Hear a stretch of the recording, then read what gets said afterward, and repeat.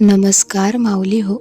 आपली संस्कृती या आपल्या आध्यात्मिक सिरीजच्या प्रवासातील 20व्या भागामध्ये तुमचं मनापासून स्वागत आहे.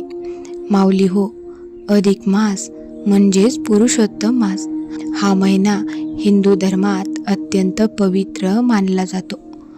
असं म्हणतात, या महिन्यात केलेली छोटीशी भक्तीसुद्धा देवापर्यंत लवकर पोहोचते. पण खरंच का? या महिन्यात देव लवकर प्रसन्न होतात का? का या महिन्याला इतकं विशेष महत्त्व दिलं गेलं आहे? आणि कोणत्या भक्तीमुळे भगवान विष्णू सर्वात जास्त प्रसन्न होतात? आजच्या या भागात आपण जाणून घेणार आहोत अधिक मासाचं गुप्त रहस्य, शास्त्रात सांगितलेलं सत्य, एका भक्ताच्या आयुष्यात घडलेला चमत्कार आणि देवाला प्रसन्न करण्याचे सोपे उपाय. म्हणून हा भाग शेवटपर्यंत नक्की पहा, कारण कदाचित हा महिना तुमचं नशीब बदलण्यासाठीच आला असेल.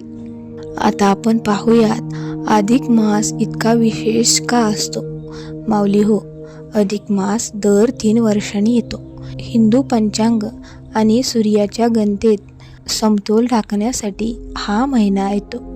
पण धार्मिकदृष्ट्या हा महिना भगवान विष्णूंना समर्पित आहे. पूर्वी या महिन्याला मलमास म्हटलं जात होतं, कारण कोणताही शुभ कार्य या महिन्यात केलं जात नव्हतं. मग हा महिना दुःखी झाला आणि तो भगवान विष्णूंकडे गेला. शास्त्रात सांगितलं जातं, एक दिवस अधिक मास हा भगवान विष्णूंसमोर रडू लागला. तो म्हणाला, प्रभू, सगळे माझा तिरस्कार करतात, कोणीही मला शुभ मानत नाही.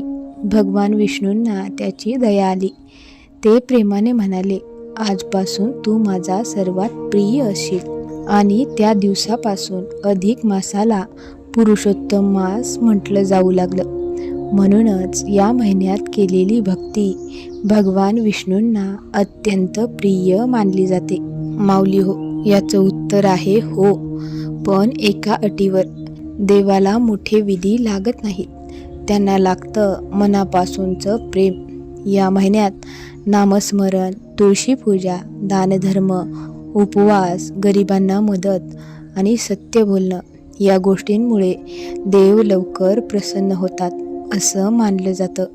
आपण एका गरीब भक्ताची कथा पाहूयात. एका छोट्या गावात माधव नावाचा एक गरीब तरुण राहत होता. घरात खूप संकट होती. काम नव्हतं, कर्ज होतं, लोक त्याचा अपमान करायचे. पण एक गोष्ट त्याने कधी सोडली नाही, ती म्हणजे भगवान विष्णूंवरील श्रद्धा. अधिक मास सुरू झाला. गावातील लोक मोठमोठे जप आणि पूजा करू लागले. पण माधवकडे काहीच नव्हतं. तो फक्त रोज संध्याकाळी दिवा लावायचा आणि म्हणायचा, हे प्रभू, माझ्याकडे पैसा नाही, पण माझं मन तुमच्यासाठी आहे. एक दिवस माधवच्या आईची तब्येत खूप खराब झाली. औषधासाठी पैसे नव्हते. माधव पूर्णपणे तुटून गेला. त्या रात्री तो मंदिरात गेला आणि विष्णूंच्या मूर्तीसमोर रडू लागला, प्रभू, जर तुम्ही खरंच या महिन्यात भक्ताचं ऐकत असाल तर माझ्या आईला वाचवा. पूर्ण मंदिर शांत होतं. फक्त दिव्याची ज्योत हलत होती. मध्यरात्री मंदिरात एक वृद्ध साधू आले. त्यांनी माधवला विचारलं, बाळा, का रडतोयस? माधवने सगळं सांगितलं. साधूंनी त्याच्या डोक्यावर हात ठेवला आणि म्हणाले, श्रद्धा ठेव, पुरुषोत्तम मासात देवभक्ताला रिकाम्या हाताने पाठवत नाही. त्यांनी त्याला थोडं प्रसाद दिला आणि निघून गेले. सकाळी माधव घरी पोहोचला आणि आश्चर्य म्हणजे त्याच्या आईची तब्येत सुधारली होती. त्याच दिवशी त्याला कामही मिळालं. माधव आनंदाने रडू लागला. त्या रात्री त्याला स्वप्न पडलं. स्वप्नात भगवान विष्णू दिसले. ते म्हणाले, बाळा, जिथे श्रद्धा असते तिथे मी स्वतः येतो. माऊली हो, या महिन्यात काही सोप्या गोष्टी केल्याने मन शांत होतं आणि देवाची कृपा मिळते असं मानलं जातं. उपाय पहिला, दररोज ओम नमो भगवते वासुदेवाय हा मंत्र म्हणा. उपाय दुसरा, तुळशीपुढे दिवा लावा. तिसरा उपाय म्हणजे गरजूंना अन्नदान करा. उपाय चौथा म्हणजे राग आणि खोटं बोलणं टाळा.